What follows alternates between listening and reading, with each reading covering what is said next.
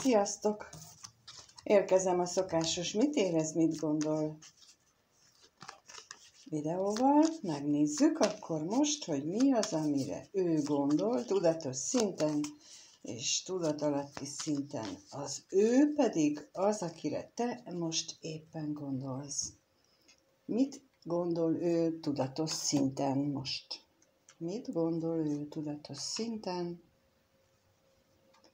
Min jár az agya? Gondolatai merre járnak?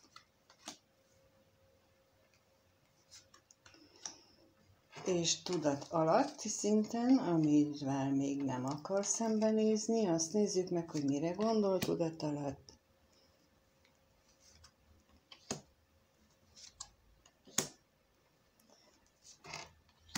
Amivel még nem néz szembe. Hát a tudatos gondolatai szintjén kijött a hamisság, a kevés pénz, a hűség, az ellenség és a váratlan öröm. Hát elsőre így azt gondolnám, hogy elég sok álnok gondolata van. Hogy kivel szemben állnok ez a gondolat, kivel szemben nem igaz ezek a gondolatok, hát ezt majd mindjárt rákérdezünk, hogy mire vonatkozik itt a hamisság. És a hűség is valami olyasmit sugall nekem a kevés pénzzel együtt, hogy kezd benne valahogy a korábbi életéhez kapcsolódó elköteleződés, hűség, az kezd benne változni, csökkenni. De hogy ez megint kire vonatkozik, ez a korábbi életében, az majd mindjárt arra is rákérdezünk. Van itt egy ellenség, egy olyan külső energia, ami hát igazából neki állandóan keresztbe tesz, és megakadályozza őt abban, hogy az apró örömeit megélje. Jó, akkor lássuk itt, hogy most mit is jelent tulajdonképpen itt a hamisság. Mire vonatkozik itt az ő gondolataiban a hamisság? Mivel kapcsolatosak?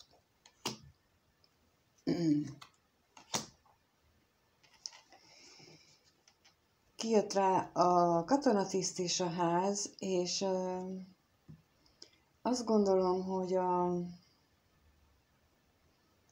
a munkájával kapcsolatos ez a hamisság. Az is lehet, hogy valójában most nincs munkája, és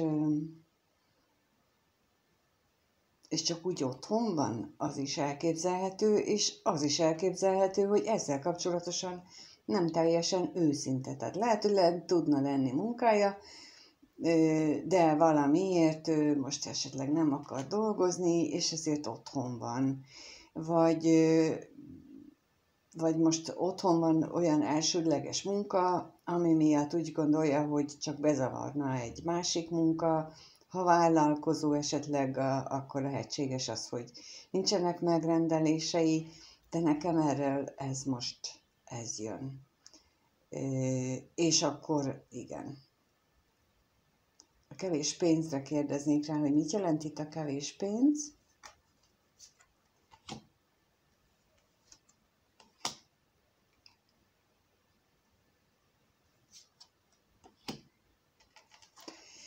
Kijött rá az örvendezés, a halál és az ajándék, és én azt gondolom, hogy ez itt, amit az előbb mondtam, hogy megváltozott a hűsége, az elkötelezettsége, tehát, hogy kezd a prioritás nála változni. Tehát eddig valószínűleg nagyon fontos volt számára ez a felszínes kapcsolódás, bulizzunk együtt, érezzük jól magunkat együtt, és lehetséges, hogy a gondolataiban az jár, hogy ez nem biztos, hogy jó út, nem biztos, hogy jó irány, és ez jelenik meg itt az, hogy változik benne a hűséggel kapcsolatos gondolatok.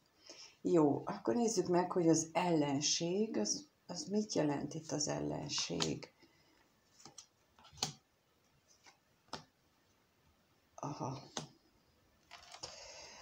Hát az ellenség az akárki, vagy akármilyen energia, lehet mondjuk ő benne is, de inkább ezt külső energiának gondolom, az mindenképpen az érzésekkel, az ő érzéseivel kapcsolatos, vagy lehet a környezetében egy idősebb férfi, vagy egy férfi, aki az ő érzéseivel játszik, úgymond, mert hogy abban akadályozza, hogy az érzéseit kinyilvánítsa, hogy egy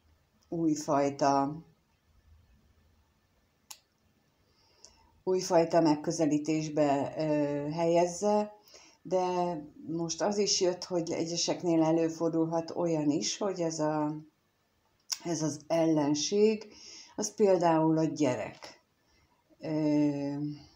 Ha itt az özvegyember az ő magát jelenti, és a gyermek, akkor az pedig azt, aki valójában az ellenség, és aki ugyanúgy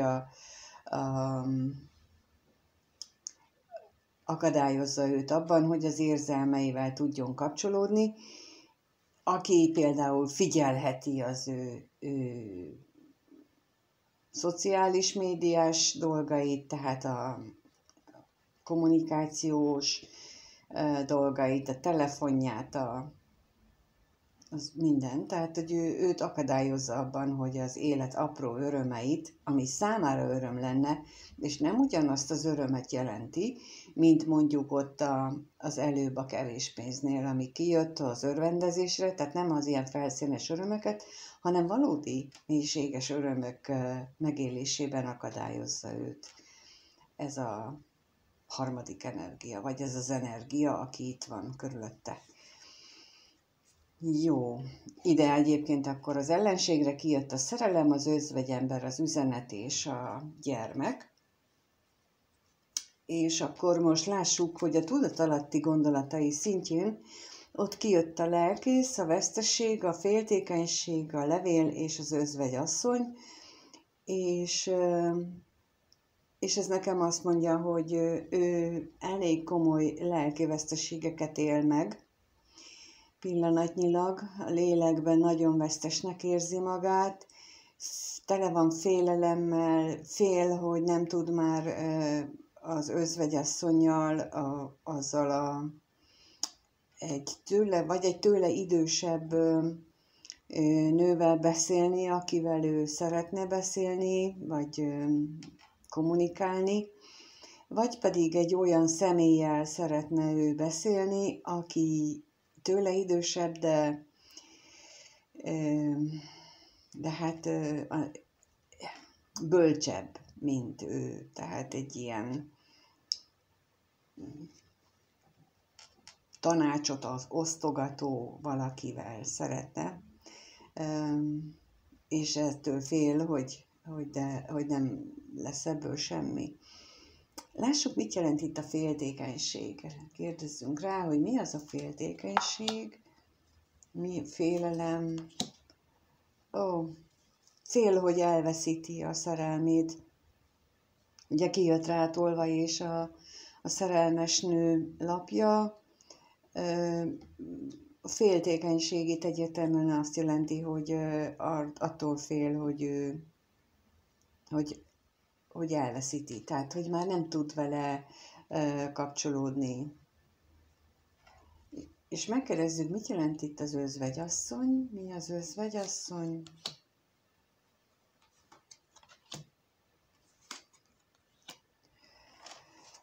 Hát, ugye, amit az előbb mondtam, hogy fél, hogy nem tudnak beszélni, rengeteget gondol rá, állandóan ezen jár az agya, és nagyon reménykedik abban, hogy hát nem a találkozás jött ki, hanem az utazás, mert hogy itt kijött a gondolatok, utazás és a remény alapja, és arra gondol, hogy nagyon-nagyon szeretne, nagyon reménykedik abban, hogy utazhat hozzá, vagy bármelyik oda-vissza. Tehát valószínűsíteni inkább itt a találkozást, vagy költözést. Tehát itt a be nem vallott gondolatok szintjén, itt a remény, találkozás, költözés reménye az nagyon mélyen benne van. Olyan mélyen, hogy még be sem vallja magának, tehát hogy még nem is vállalja fel gondolati szinten sem. Jó, de akkor nézzük meg azt, hogy ő benne most milyen érzések vannak, bevallott és nem bevallott szinten. Tehát olyan érzések, amikről ő nem akar egyenlőre tudomást venni, ezt nézzük meg. Közben elmondanám azt, hogy nem vállalok egyéni olvasást, viszont hamarosan, vagyis hát most dolgozom rajta, hogy csatornát megnyissak, és ott tervezem azt, hogy lesznek élő bejelentkezéseim, de csak a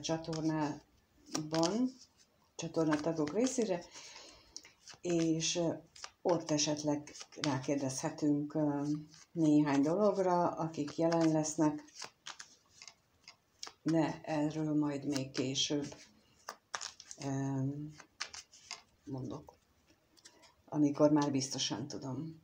Tehát ott tartunk, hogy akkor ő neki nézzük meg az érzéseit, a tudatos, bevallott érzéseit, és megnézzük azokat az érzéseket, amiket ő nem hajlandó még elfogadni. Lássuk a bevallott érzéseit.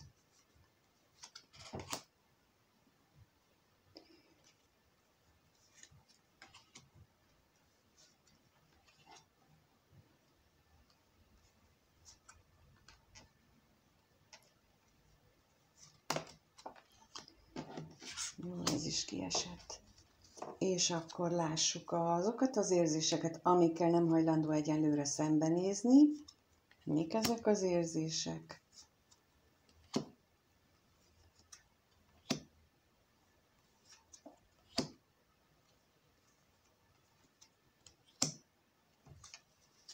Jó, tehát a bevallott érzései között kijött a kevés pénz, a váratlan öröm, a tolvajbíró üzenet és az utazás.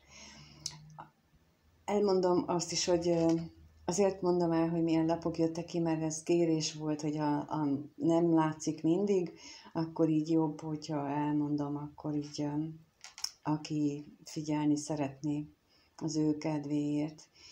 És időnként nem mondom el, az csak véletlenül történik, bocsánat. Na, szóval az érzései között kevés, kijött az, amit az előbb is mondtam, hogy kevés örömöt él meg. Eltűnt az életéből az igazi öröm, de nem az a felszínes örömre gondolok, hanem a valódi érzéseken alapuló öröm. Az érzései között kijött a bíró, hogy igazságot szeretne, az igazság érzete, az nagyon ott van benne, és az üzenet és az utazásról pedig az jön nekem, hogy ki szeretné végre nyilvánítani a benne lévő az ő igazát, vagy szeretné, hogyha ki mutathatná az ő igazát, azt, ahogyan ő érez, ahogy ő gondol. De hát egyenlőre úgy látom a bíróval, hogy ezt egyenlőre nem meri, vagy nem tudja, nem akarja megtenni. De rákérdezünk itt néhány dologra, például arra, hogy mit jelent itt a kevés pénz a váratlan örömnél, az érzések, a bevallott érzéseknél a kevés pénz mit jelent. És még hát féltékeny arra, hogy van itt valaki más, mindjárt még megkérdezek.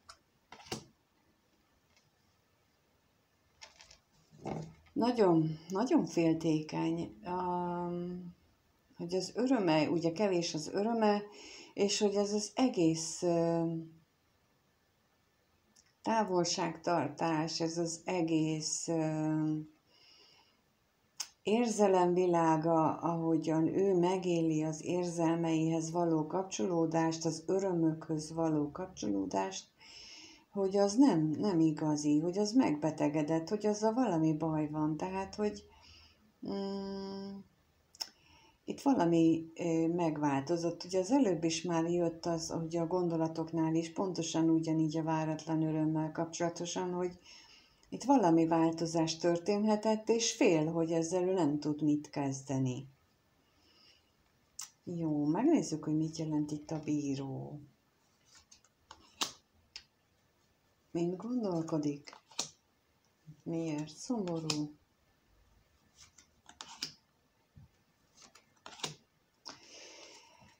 Kijött rá a gondolatok, a szomorúság, az örvendezés, az ellenség és a ház, tehát, hogy amit az előbb is kijött, hogy a környezetében van olyan energia, aki az ő pozitív dolgait azt úgy gátolja, gáncsolja, és rengeteget gondolkodik rajta, hogy mit évő legyen, hogyan tudna ezen változtatni, tudna-e rajta változtatni, de ez nagyon nagy szomorúságot okoz neki, hogy így van, és itt az előbb ugye az üzenet és az utazás is kijött, hogy reménykedik abban, hogy egyszer csak bevillan a megoldás, úgy hirtelen, hogy valami isteni sugallat által az ő életében megjön az igazság, amire ő vágyik, az ő igaza megnyilvánulhat. Jó, akkor nézzük a be nem vallott tudatalatti érzéseit. Ott kijött a szerencsétlenség, az esküvő, a gyermek, a szerelmes nő és az özvegy férfi. Hát ez egy teljes hármas kapcsolódásnak az összes érzés mintáját leképezi itt ez a sor, mert hogy szerencsétlen házassága, és amiben gyermek is van, de van a szívében egy nő, aki ott van emellett a szerencsétlen kapcsolat mellett, és mindeközben ő pedig végtelen magányosságot él meg. Mit lehet tudni? Megkérdezzük, hogy mit lehet tudni itt a házassággal kapcsolatosan, miért szerencsétlen.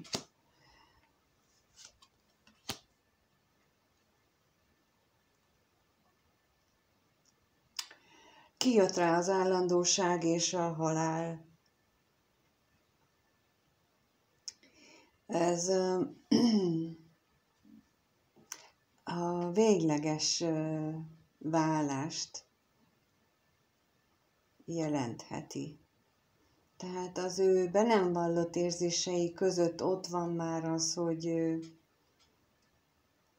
véget kellene ennek véglegesen vetni. Nem csak az, hogy költözzünk külön, nem csak az, hogy kezdjünk már valamit az egésszel, hanem legyen már vége, végleg legyen már vége. Ilyen nagyon mély magányérzetet érzek most ezzel kapcsolatosan. Mit jelent itt a szerelmes nő? Erre rákérdezünk, hogy mi az a szerelmes nő. Hát kijött rá a szerelem és a levél, tehát egy nagyon mély érzést jelent benne, amit egy nővel kapcsolatosan el lehet mondani, az itt benne van. Amit ugyan nem ismer el még pillanatnyilag magának, de nagyon szeretné megosztani, nagyon szeretné elmondani. És igazából szerintem nagyon szeretné megengedni magának azt, hogy érezze. Mit jelent itt az özvegyember? Milyen veszteség? Hát az özvegy emberre kijött a remény, a veszteség és a pénz. Nagyon reménykedik abban, hogy a magányát nem csak abban éli meg, hogy érzelmileg egyedül van, hanem úgy látszik, hogy anyagi veszteségek is érték, és nagyon reménykedik, hogy ez a helyzet változni fog, pozitívan fog változni, mert hogy ez pillanatnyilag nagyon-nagyon üres, nagyon nagy ürességet jelent az ő életében. Jó, akkor én most megkérdezném azt, hogy veled kapcsolatban benne milyen érzések vannak? Mit érez ő veled kapcsolatosan? Mi az, amit ő veled kapcsolatban érez? Ez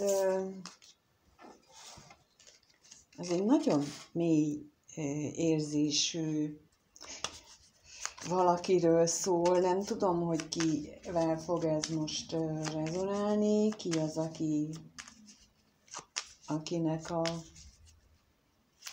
gondolatát átvettük, vagy átvették most a lapok, de ez egy nagyon mély érzésű egyén, és természetesen ismét kérem, hogy a férfi vagy, akkor légy szíves, fordítsd meg, akkor a nőről van szó, akire te gondolsz. Tehát itt csak föl kell cserélni, vagy hát úgy igazítani a nemeket, ahogy az számodra jó. De egy biztos, hogy gondolati szinten is, és érzések szinten is, bevallott és bevallatlan esetben is már nagyon mély érzésekre utalnak. No, akkor lássuk, hogy te vagy az a szerelmes nő, vagy az a személy, akire az előbb olyan nagyon nagy szerelemmel gondolt? Tehát mit gondol rólad? Hogy lát ő téged a felső sorba, és alulra pedig milyen érzései vannak veled kapcsolatban? Kifejezetten veled kapcsolatban lássuk, mit gondol ő rólad? Hogyan lát ő téged? Mit gondol ő rólad?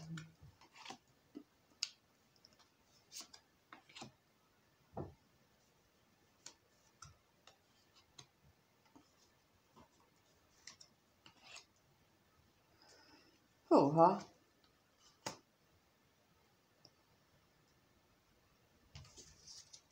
És mit érez irántad? Milyen érzései vannak irántad veled kapcsolatban? Milyen érzések vannak?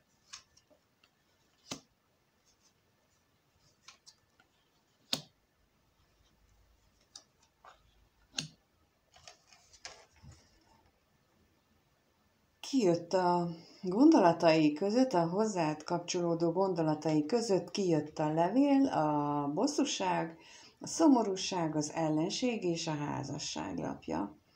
Ugye az előbb már utal az a tudatalatti érzései között és az érzései között kijött az, hogy ez itt nagy valószínűséggel egy 3 vagy több energiás kapcsolódás, amit most nézünk. És itt ismét kijött az, mégpedig olyan tekintetben, hogy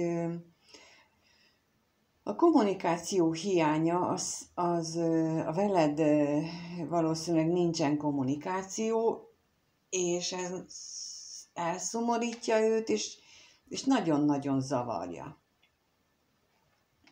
Vagy pedig legutóbb összevesztetek, amikor utoljára beszéltetek, és emiatt van ő szomorú, vagy állapotban, tehát ezért szomorú ő most.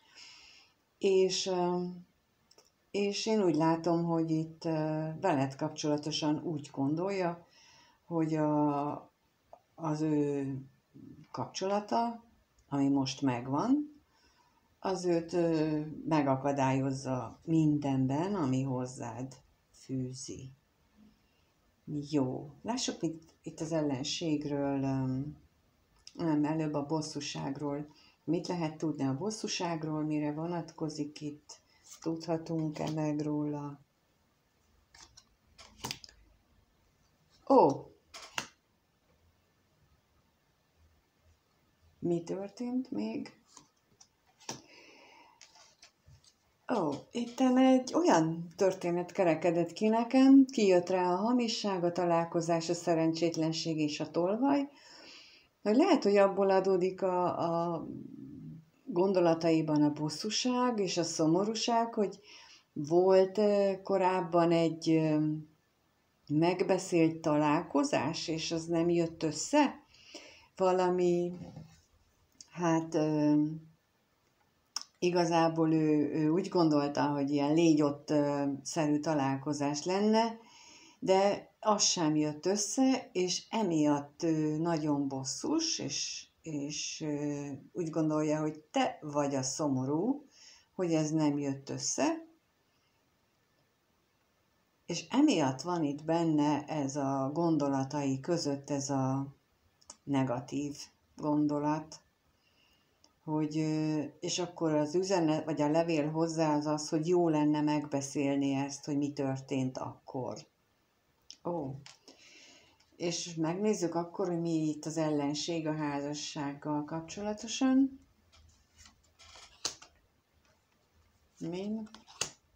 Miben? Ismét, mint az előbb a be nem vallott, vagy az érzéseiben, az ellenségre kijött a gondolat, a remény és a pénz, tehát, hogy úgy gondolja, hogy ez az ő kapcsolata akkor tudna megoldódni, ez az ellenség, ez a nem támogató jellegű kapcsolat, akkor tudna megoldódni, hogyha egy nagy mennyiségű pénzt kapna. Tehát ő ebben reménykedik, hogy hopp, egyszer csak beesik az ablakon valami sok pénz, és akkor így varázsütésre megoldódnának az ő problémái, amit úgy érez, úgy gondol, pontosabban, hogy a pénz miatt nem tudja most ezzel semmit sem kezdeni, és ezért akadályozzák őt. Vagy ugye az is lehet, hogy arra gondol már, eljutott gondolati szinten arra, hogy igazából csak a pénz az, ami számít ebben a kapcsolatban, aki az ellenség és a házasság lapjával kijött, hogy csak a pénz miatt ragaszkodnak ő hozzá, és ezért nagyon szeretné, hogyha valahogy hirtelen sok pénze lenne, és akkor így kifizetné őket, és megszabadulna.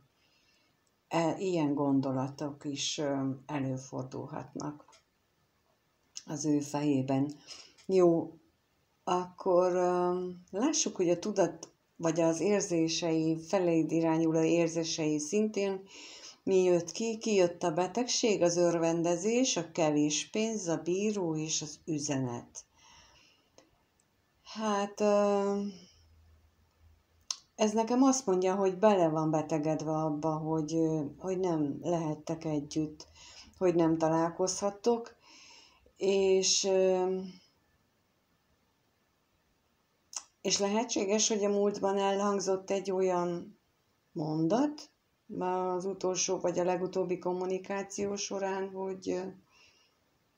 hogy döntsön már. És lehet, hogy emiatt most úgy gondolja, hogy döntenie kellene, és lehet, hogy már döntött is, és lehet, hogy már el szeretné mondani. De mindjárt rákérdezünk arra, hogy mit jelent itt ez a betegség. Mi ez a betegség?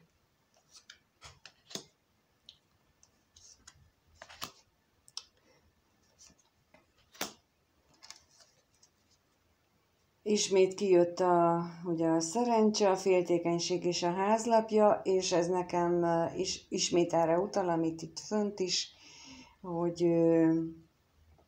hogy nagyon félelmei, nagyon nagy félelmei vannak azzal kapcsolatosan, hogy ami otthon történik, a házban, ahol ő lakik, és nagyon bízik a szerencsében. Tehát, hogy belevetegedett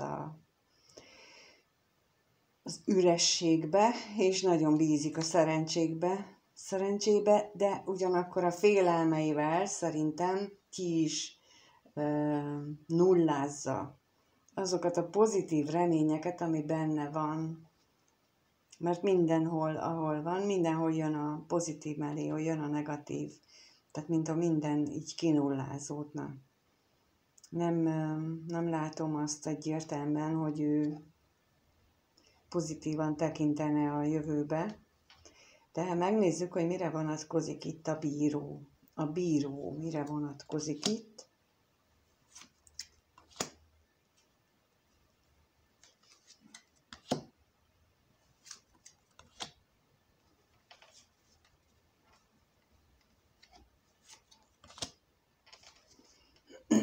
Kijött rá a hűség, a lelkész, az özvegyember, a gyermek és a halál.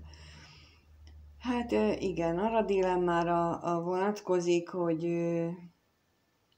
hogy lelkileg őt ez a döntéshelyzet mélyen megérinti, és egyszerűen nem tudja, hogy mit kezdjen, hogy milyen irányba döntsön veled kapcsolatosan, de ugyanakkor én úgy érzem, hogy lelkileg mélyen elköteleződött, és nagyon hűséges érzéseiben hozzád.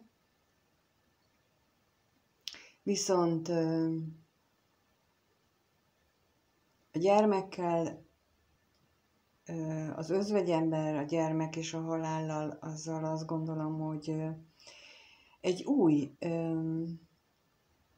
érzésvilág jelent meg, vagy jelenik meg benne veled kapcsolatosan.